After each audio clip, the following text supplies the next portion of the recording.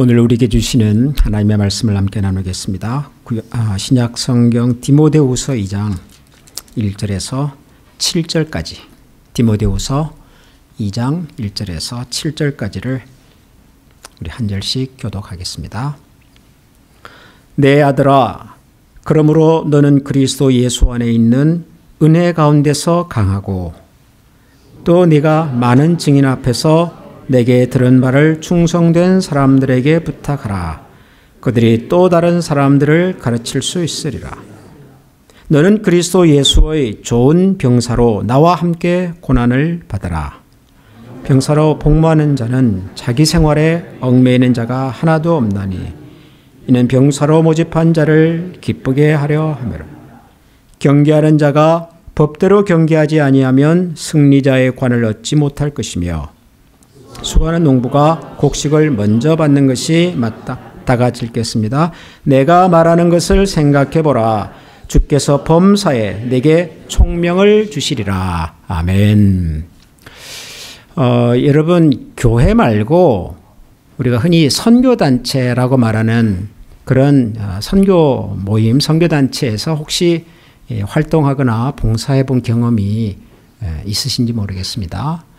우리 어른들은 아마 그런 경험이 비교적 많지는 않을 텐데요. 젊은 사람들은 대학교 다닐 때라든가 청년 시절에 그런 선교단체, 예를 들면 한국의 가장 대표적인 선교단체는 CCC라고 하는 선교단체가 있죠. 예. 미국에서도 대학에 가면은 IVCF, Intervarsity Christian Fellowship이라고 하는 대학생들 선교단체가 있습니다. 저는 대학생 시절에 한국에서 SFC라고 하는 그 선교단체에 활동을 했습니다. SFC는 Student for Christ라고 하는 이름의 약자입니다. 이제 그리스도를 위해서 살아가는 학생들, 이제 그런 뜻인데요. 우리 교회가 소속되어 있는 교단과 관련이 있는 선교단체입니다. SFC. 이 SFC라고 하는 선교단체, 특히 대학생 선교단체에서는 매년 이제 여름방학이 되면 전국에 있는 이 SFC 학생들이 모여서 수련회를 합니다.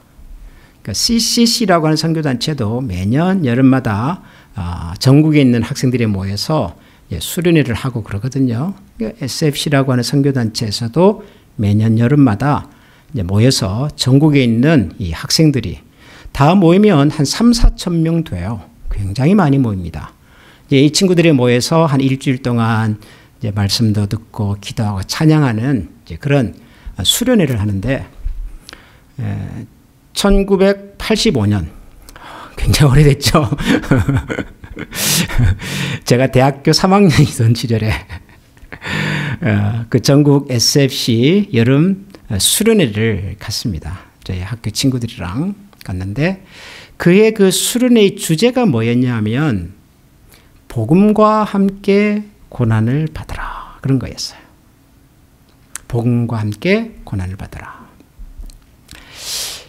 대학생들이 얼마나 뜨거운 열정을 가진 친구들입니까? 인생에서 가장 뜨거울 때 아닙니까? 대학생 그러면 청년 시절에.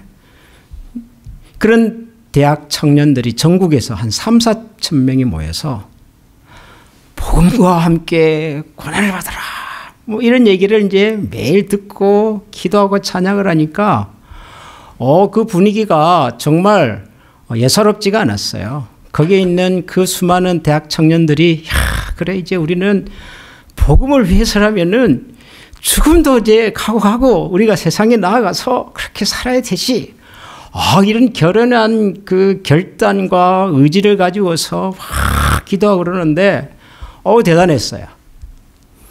그러니까 저도 그 중에 한 명이라 보니까 저도 그냥 그 뜨거운 열기에 그냥 휩싸여 가지고 나도 이제 앞으로 내 인생을 복음을 위해서라면은 이 한 목숨 내가 참 아끼지 않고 주님의 나라를 위해서 살아야지. 그런 생각이 막 들더라고요. 예. 조심해야 됩니다. 청년 때에 이런 수련회 잘못 가면 굉장히 힘든 결단을 하는 수가 있어요. 그러니까 그날 그 수련회에 온 이 대학 청년들이 이제 나는 주님을 위해서 앞으로 뭐 이런 인생을 살겠습니다. 저런 이제 그랬던 거죠. 그리고 한 10년쯤 지났습니다. 1995년, 4년, 5년경. 그때쯤 되니까 그때 그 수련회에서 열심히 기도하고 복음과 함께 고난을 받겠다고 결단했던 많은 친구들이 어떤 친구는 공무원이 되어 있기도 하고 대학을 졸업하고 또 어떤 친구는 교사, 학교에서 아이들을 가르치는 교사가 되어 있기도 하고 또 어떤 사람은 선교사가 되기도 하고 뭐 저 같은 사람은 목회자가 되기도 하고 이렇게 각각 사회 구석구석에 들어가서 살고 있더라고요. 그런데 10년 전에 그 전라북도 무주군 그 덕유산 국립공원 야영장에서 그 수천 명의 친구들이 모여서 복음과 함께 고난을 받으라 했던 친구들은 하나도 안 보이고 공무원이 되어 있는 친구를 만나보면 맨날 하는 고민이 이 조직 문화, 이 공직 사회, 이 답답한 공직 사회에서 숨이 막힌다. 내가 뭐 크리스찬 이런 얘기를 어디 가서 해요. 숨소리도 못 내고 어쨌든 생존하기 위해서 하루하루 살아가는 참 내 모습이 참 처량하다. 뭐 그러고요. 공무원이 되어 있는 친구는. 교사가 되어 있는 제 1년 후배는 형님 제가 요즘 학교 가면 고민이 많습니다. 무슨 고민이? 일단 선배 선생님들이 교사들이 요즘 말로 갑질을 그렇게 하는 거야. 교사라고 하는 이 조직도요. 이 참 먼저 선임 교사들이 새로 후배가 들어오면 자질구질한 일 다 시키고 말이죠. 그런데다가 그 당시만 해도 촌지문화라는 게 있어요. 촌지문화 아세요? 예. 사실은 좋은 의미에서 시작이 됐지만 우리 부모님들이 우리 자녀들이 학교에서 좀 교육을 잘 받을 수 있도록 선생님들에게 뭔가 마음을 전하는 이런 문화였지만 이게 이제 나중에는 이게 좀 너무 과해서 이제는 막 학부모님들이 찾아와 가지고 이제 막 샘터 책 한 권 주거든요. 근데 샘터에 책 하나 열어보면 뭐가 있는 거예요. 그죠? 예. 뭔지 아세요? 지금 제가 무슨 얘기하는지? 그러니까 얘가 크리스찬이니까 내가 과연 이런 교사로 사는 것이 맞냐. 이런 고민을 하는 거죠. 선교사. 저는 이제 목회자가 되지 않았어요. 목사. 제가 서울에 있는 한 교회에서 이제 부목사로서 교회를 섬겨보니까 제가 뭐 목사가 되기로 했을 때 목회가 쉬울 거다. 그렇게 생각하고 된 것은 아니지만 참 어렵더라고요. 목회자로 산다는 것이. 그러니까 청년 시절에 수천 명의 대학생들이 모여서 복음과 함께 고난을 받으라 막 그런 얘기를 듣고 설교를 듣고 막 기도할 때는 막 마음이 뜨겁고 정말 내 한 목숨 불태울 것 같은데 막상 세상으로 들어가 보니 사회생활을 해보니 이게 그렇게 만만한 얘기가 아닌 거예요. 복음과 함께 고난을 받으라가 굉장히 근사한 캐치프레이즈 슬로건처럼 들려도 막상 내가 사는 삶의 현장 속으로 들어가 보면 복음과 함께 고난은커녕 내 한 몸 돌아보기도 쉽지가 않는 그런 인생을 살더라는 거예요. 고난이 만만치 않습니다. 고난이라고 하는 말이 절대로 쉬운 얘기가 아닙니다. 한때 젊은 그 열기로 목숨을 그런다고 해서 그것이 내 것이 되고 내 삶이 되고 내 능력이 되는 게 아니거든요. 그런데 요즘 우리가 주일마다 살펴보고 있는 이 디모데후서라고 하는 성경을 보면 고난 얘기가 많이 나와요. 고난 얘기가. 사도 바울이라고 하는 아주 노련한 경험 많은 선배 목회자가 젊은 후배 목회자 디모데에게 편지를 써보내는 이 글 속에 고난에 대한 얘기가 많아요. 뭐 실제로 사도 바울이 자기가 감옥에 갇혀 있어서 참 힘든 상황 속에 있어서이기도 하겠고 또 이 젊은 디모데라고 하는 목회자가 지금 이 에베소 교회에서 목회를 하고 있는데 참 많은 어려움들이 실제로 생긴 것도 맞는데 꼭 그런 것만은 아닌 것 같아요. 모처럼 정말 이 젊은 후배 목회자를 좀 격려해 주고 싶어서 정말 어렵게 쓰는 이 편지 속에서 유난히 고난 얘기를 많이 해요. 고난 얘기를. 우리가 1장을 살폈습니다마는 1장에서도 보면은 너가 복음과 함께 고난을 받자. 그런 얘기를 하고 혹은 내가 그리스도의 복음을 위해서 고난을 받다가 감옥에 갇혀있지만 나를 부끄러워하지 말아라. 고난당한다는 것을 부끄러워하지 말아라. 그런 얘기도 하고. 그리고 오늘 우리가 읽은 이 2장에 와서도 너는 그리스도 예수의 좋은 병사로서 나와 함께 고난을 받자. 또 그래요. 고난 얘기를 많이 해요. 고난. 사도 바울이 왜 이런 고난 얘기를 많이 할까? 제가 이 말씀을 읽으면서 이런 생각이 들었어요. 제가 볼 때는 두 가지 이유 때문에 고난 얘기를 하는 것 같아요. 첫 번째는 고난이 현실이지. 고난이라고 하는 것이 이게 우리가 뭐 피한다고 피해갈 수 있는 것이 아니라 도망친다고 안 볼 수 있는 것도 아니라 고난이라고 하는 것이 우리가 살아가는 이 땅에서의 현실이기 때문에 고난 얘기할 수밖에 없는 거죠. 고난 얘기. 어떤 목사님들은 그런 말씀을 하세요. 성도님들이 일주일 동안 참 힘겹게 살다가 주일 아침에 이렇게 예배 한번 드리러 왔는데 그런 성도들 앞에 뭐 그리 고난 얘기를 하고 무슨 뭐 헌신을 얘기를 하고 뭐 봉사를 얘기를 하고 그렇지 않아도 일주일 동안 힘겹게 살다가 온 사람들인데 좀 위로를 하고 좀 격려를 하고 기쁨을 주고 좀 그래야 되지 않냐. 그렇게 말씀하시는 목사님들이 계셔요. 저 이해합니다. 뭐 여러분들이 현장의 증인들이시잖아요. 지난 일주일 동안 여러분 나름대로 힘겹게 사셨잖아요.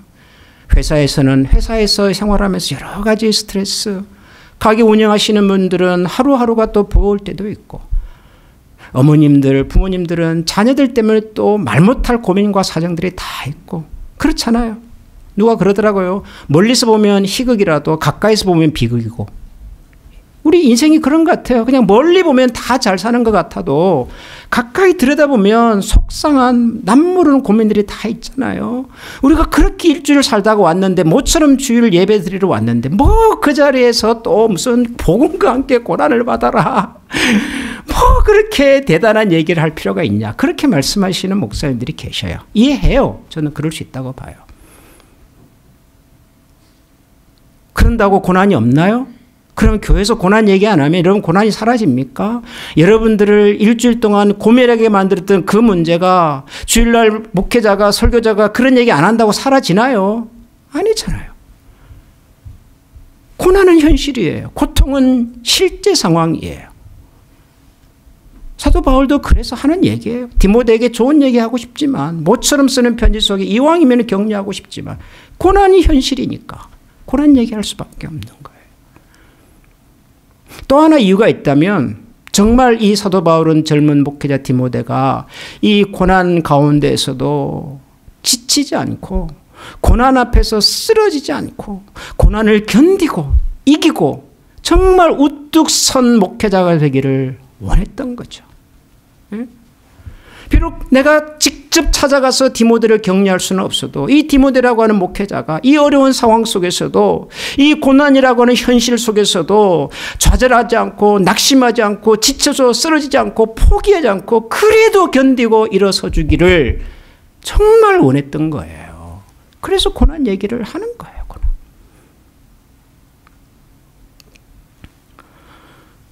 그럼 이 고난을 어떻게 그럼 우리가 해결하죠? 어떻게?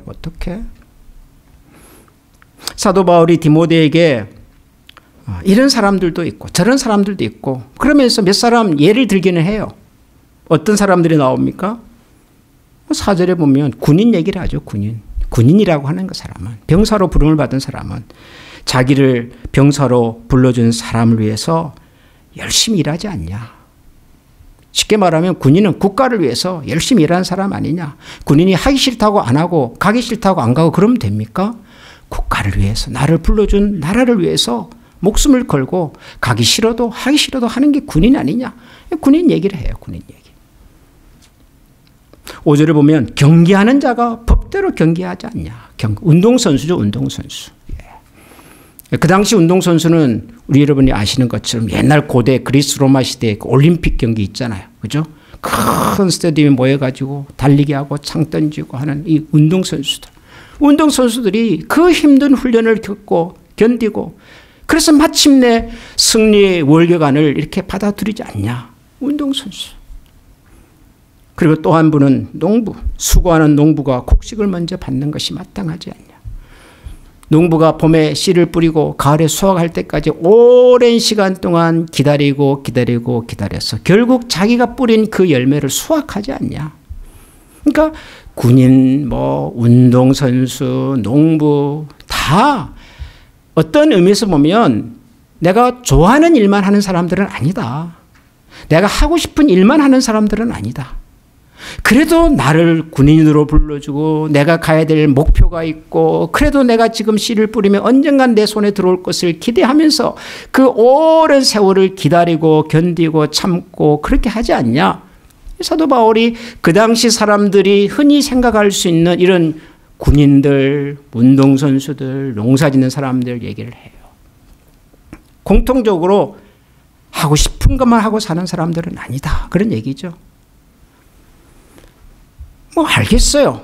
예, 군인으로 부름받은 사람은 조국을 위해서, 운동선수들은 그 승리의 면류관을 위해서, 농부들은 가을에 내 손에 들어올 그 수확의 열매를 생각하면서 긴 시월을 참는데 알겠는데 그런다고 내 고난이 쉬워지냐 가벼워지냐 여러분 그렇습니까?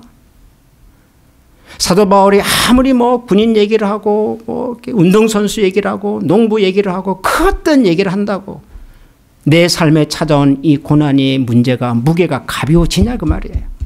내 생에 찾아온 이 슬픔과 고통이 사라지냔 말이에요. 그건 아니잖아요. 그래서 우리가 이런 말씀을 읽으면서도 좀 알기는 알겠는데 머리로는 이해가 되는데 뭔지 모르게 이게 될까 이 생각이 드는 거예요. 정말 그런가. 그런데 여러분 오늘 우리가 읽은 이 디모데후서 2장을 읽어보면 사도 바울이 제일 처음에 이런 얘기를 먼저 했어요. 복음과 함께 고난을 받자, 군인 얘기하고, 운동선수, 이런 얘기 하기 전에 그가 먼저 한 얘기가 있어요. 그게 뭐냐면 1절입니다. 1절. 여러분 2장 1절을 우리 같이 한번 다시 보겠습니다. 다 같이 읽어보겠습니다. 내 아들아, 그러므로 너는 그리스도 예수 안에 있는 은혜 가운데서 강하고. 내 아들아. 디모데를 부르는 바울의 마음인 거예요. 내 아들아. 사랑하는 내 아들아. 너는 그리스도 예수 안에 있는 은혜 가운데서 강할 필요가 있다. 그리스도 예수 안에는 은혜 가운데 굳건하게 설 필요가 있다. 은혜라는 말을 써요. 은혜. 고난을 얘기하기 전에 군인 얘기하고 운동선수 농사 얘기하기 전에 사도 바울이 먼저 한 얘기가 있어요. 뭐라고요? 그리스도 예수 안에 있는 은혜를 네가 깊이 경험하면 좋겠다. 은혜. 여러분 은혜하고 고난하고 무슨 상관이 있을까요? 여러분이 살아가면서 맞닥뜨리는 그 고난과 고통과 은혜는 무슨 상관이 도대체 있는 걸까요, 여러분? 은혜가 고난을 해결해 줍니까? 은혜 받으면 다 문제가 없어집니까? 우리가 은혜라고 하는 말을 들으면 우리 그리스도인들이 가장 많이 사용하는 표현 중에 하나잖아요. 우리 기독교를 설명할 수 있는 가장 대표적인 표현 중에 하나가 은혜잖아요. 하나님의 은혜로 우리가 구원을 받았습니다. 그렇게 표현하니까요. 은혜. 은혜라는 말을 들으면 대부분의 사람들이 가장 먼저 생각하는 것이 뭐냐 그러면은 값없이 이런 말이에요. 그죠? 너희가 그 은혜로 말미암아 구원을 받았는데 이것이 우리가 노력해서 얻은 것이 아니라 하나님의 은혜로 받았다 그러잖아요. 그러니까 우리가 노력하지 않고 그냥 노력하지 않았는데도 값을 치르지 않았는데도 그래서 은혜를 선물이다 조건 없는 무조건적인 이런 여러 가지 표현들을 쓰잖아요. 은혜 그러면 대부분의 사람들이 무조건 값없이 조건 없이 조금 더 피부에 와닿게 말하면 공짜로 그런 거잖아요. 은혜. 근데 여러분 은혜가 공짜입니까? 정말 은혜는 값없이 주어진 겁니까 여러분? 우리 교회가 1년에 한 번 추수감사주의를 기해서 사마리탄 프로스 사역에 참여하고 있죠. 그죠? 슈박스 만들어서 그해 크리스마스 때 전 세계 제3세계 어린아이들에게 크리스마스 선물을 보내는 슈박스 보내는 이 일을 우리가 매년 하고 있지 않습니까? 여러분 이 슈박스가요 1년에 거의 한 1000만 개 정도가 준비가 됩니다. 전 세계적으로 어마어마하게 많이 준비가 돼요. 이 1000만 개 정도의 슈박스 선물이 전 세계 100여 개의 나라에 있는 어린아이들에게 크리스마스 때 전달이 되는 거예요. 그래서 우리가 영상에 보잖아요. 그죠? 아프리카에서, 동남아에서, 라틴 아메리카에서 그 아이들이 이거 받고 막 즐거워하는 아이들 보잖아요. 그죠?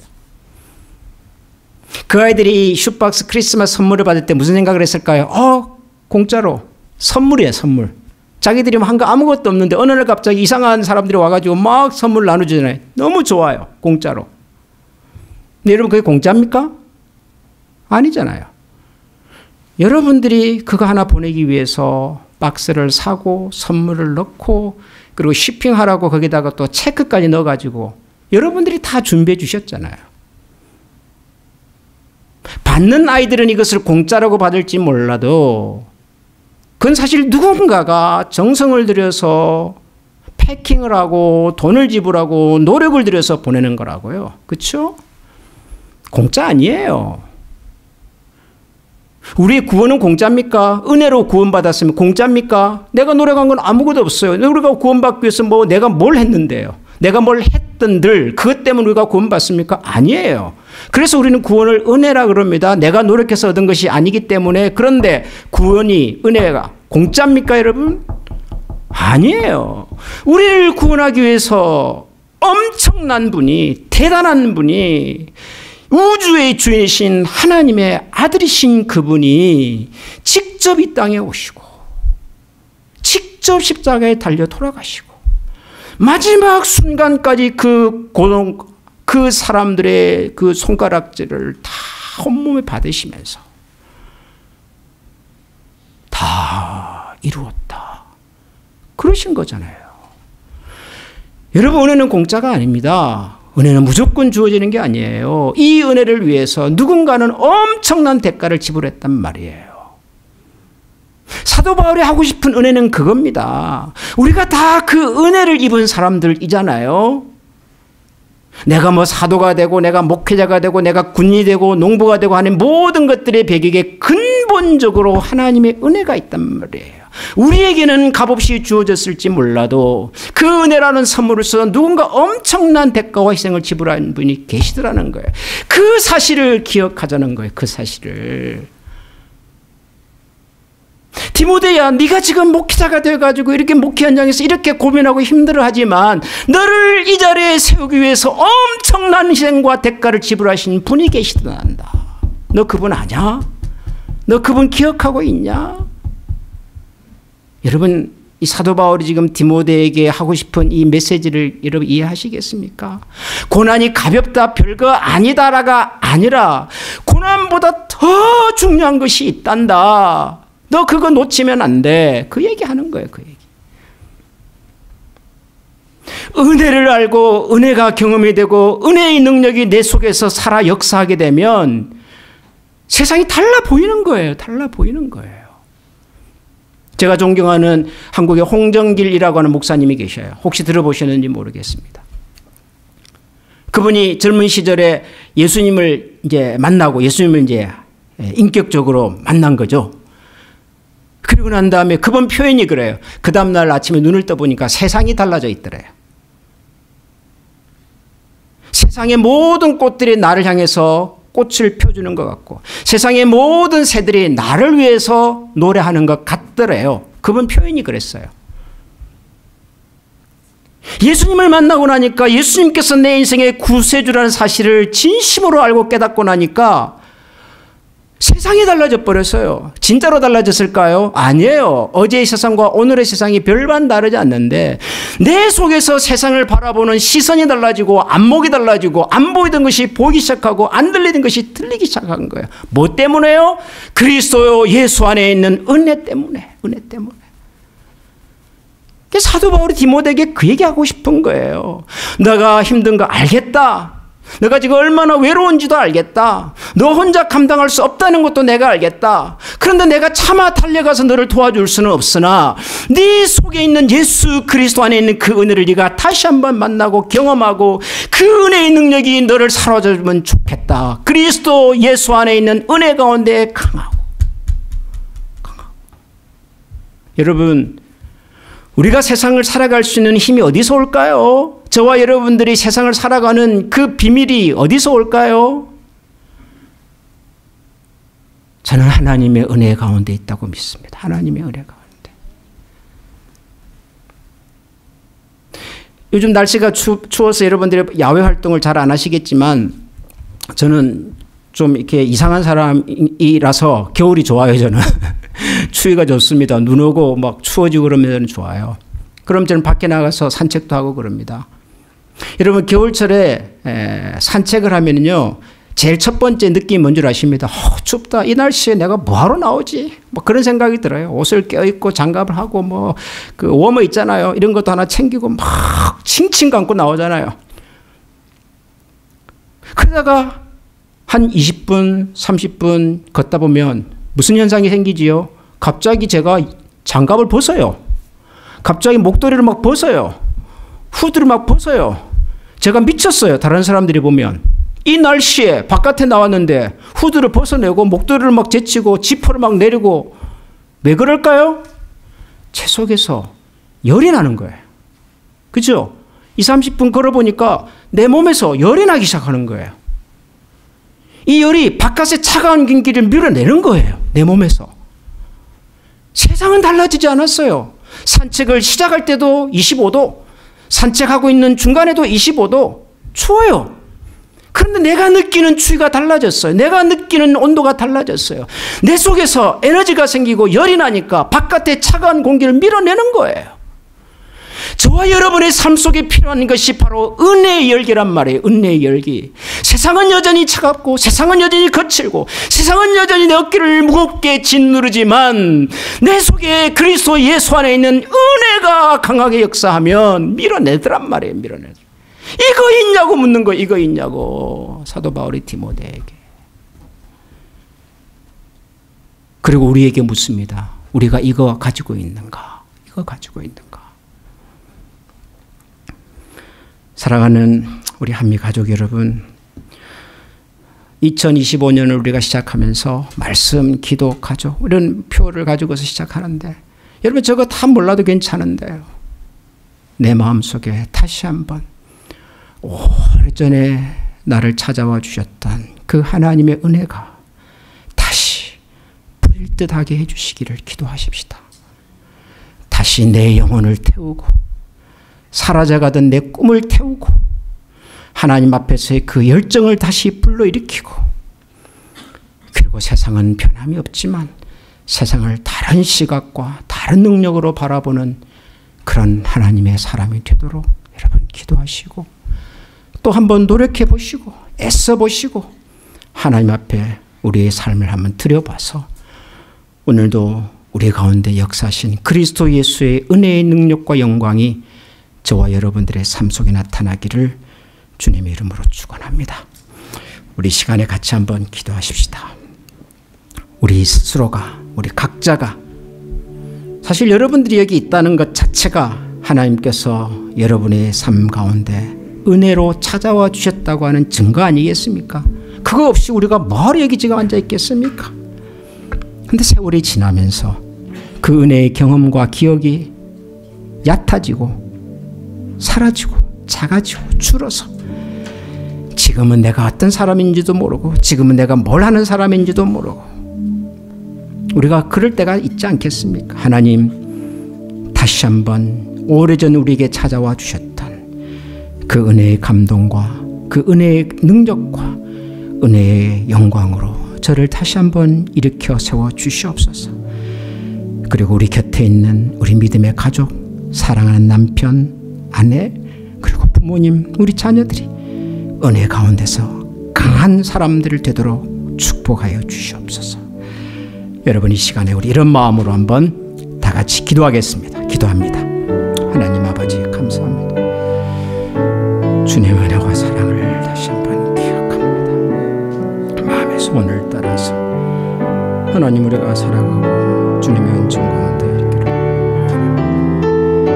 주님께서는 온전히 살아계세요. 하나님 내 마음을 온전케 하시며 그 하나님의 능력을 기억하는 저희들이 되게 하여 주시고 하나님의 사랑으로 살아갈 수 있도록 도와주시옵소서. 하나님 우리가 새벽에 모여서 기도하고 주님의 말씀 앞에 서서 그 하나님의 은혜와 능력이 우리를 사로잡아 주시도록 하나님 도우시고 축복하여 주시옵소서. 거룩하신 주님의 은혜와 예수님 살아가는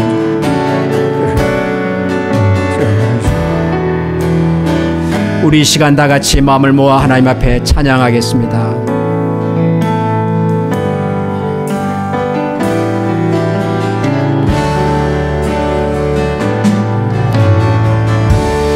은혜 아니면 살아갈 수가 없네. 높은 덕에도 주의 것이니 세상 평안과 위로 내게 없어 예수 오직 예수뿐이네.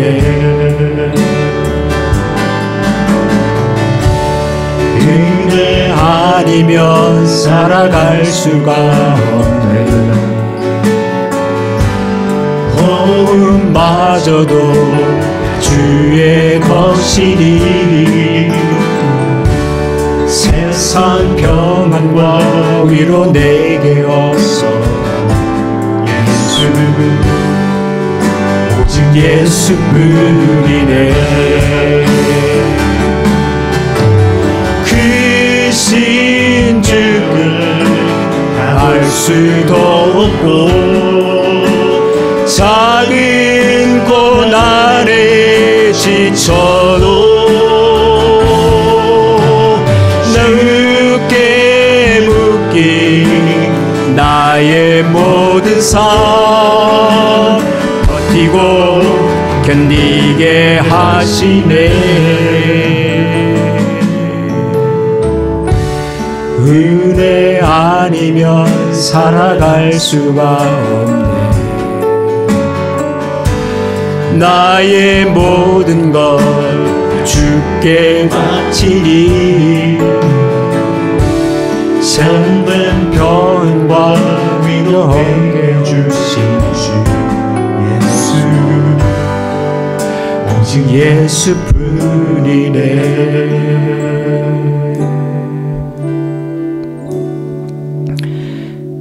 이제 평안한 마음으로 세상으로 돌아가시기 바랍니다. 선한 일에 용기를 가지시며 악을 악으로 갚지 마시기 바랍니다. 항상 연약한 자를 도우시며 병든 자를 찾아보시며 곤란당하는 이웃을 위로하시기 바랍니다. 모든 사람을 존중하시며 주님께 봉사하고 주님을 사랑하십시오. 모든 일을 믿음과 사랑으로 행하시며 어떤 일에도 소망을 포기하지 마시기 바랍니다. 거룩하신 성령님께 순종하여 기쁨과 감사의 생활을 해나가십시다. 우리 하나님 아버지는 여러분을 항상 도우실 것입니다. 여호와는 네게 복을 주시고 너를 지키시기를 원하며 여호와는 그 얼굴을 내게 드사 은혜 베푸시기를 원하며 여호와는 그 얼굴을 내게로 향하여 드사 평강 주시기를 원하노라. 아멘.